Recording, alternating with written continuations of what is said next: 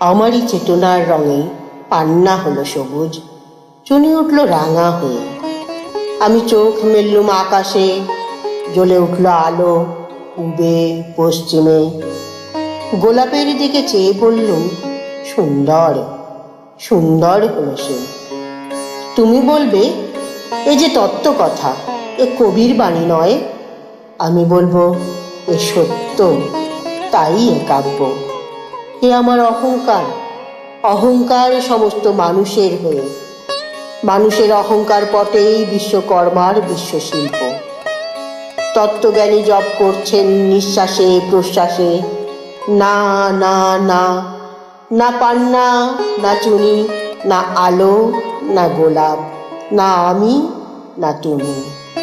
ওদিকে অসীম যিনি, তিনি স্বয়ং করেছেন সাধনা। মানুষের সীমানায় তাকেই বলে আমি। সেই আমির গহনে আলো আঁধারের ঘটল সঙ্গম। দেখা দিল রূপ, জেগে উঠল রস, না কখন ফুটে উঠে হলো হাঁ, মায়ার মন্ত্রে, রেখায় রঙে সুখে দুঃখে। একে বলো না তত্ত্ব। আমার মনে হয়েছে পুলকিত বিশ্ব আমির রচনার আসরে। হাতে নিয়ে তুলি, পাত্রে নিয়ে রং। পণ্ডিত বলছেন বুড়ো চন্দ্রটা নিষ্ঠুর চতুর হাসি তার। মৃত্যুদূতের মতো গুঁড়ি মেরে আসছে সে পৃথিবীর পাঁজরের কাছে। একদিন দেবে চরম টান তার সাগরে পর্বতে। মর্তলোকে মহাকালের নূতন খাতায় পাতা জুড়ে নামবে একটা শূন্য।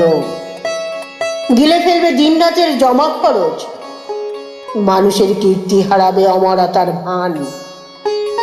তার ইতিহাসে লেপে দেবে অনন্ত রাত্রির কালি। মানুষের যাবার দিনের চোখ বিশ্ব থেকে নিকিয়ে নেবে রং। মানুষের যাবার দিনের মন ছানিয়ে নেবে রস। শক্তির কম্পন চলবে আকাশে আকাশে, জ্বলবে না কোথাও আলো। বিনাহীন সবাই যন্ত্রের আঙুল নাচবে, বাজবে না সুর। সেদিন কবিত্বহীন বিধাতা একা রবেন বসে নীলিমাহীন আকাশে ব্যক্তিত্ব হারা অস্তিত্বের গণিত তত্ত্ব নিয়ে। তখন বিরাট বিশ্বভুবনে দূরে দূরান্তে অনন্ত অসংখ্য লোকে লোকান্তরে এবারে ধ্বনিত হবে না কোনোখানেই, তুমি সুন্দর, আমি ভালোবাসি। বিধাতা কি আবার বসবেন সাধনা করতে যুগ যুগান্তর ধরে?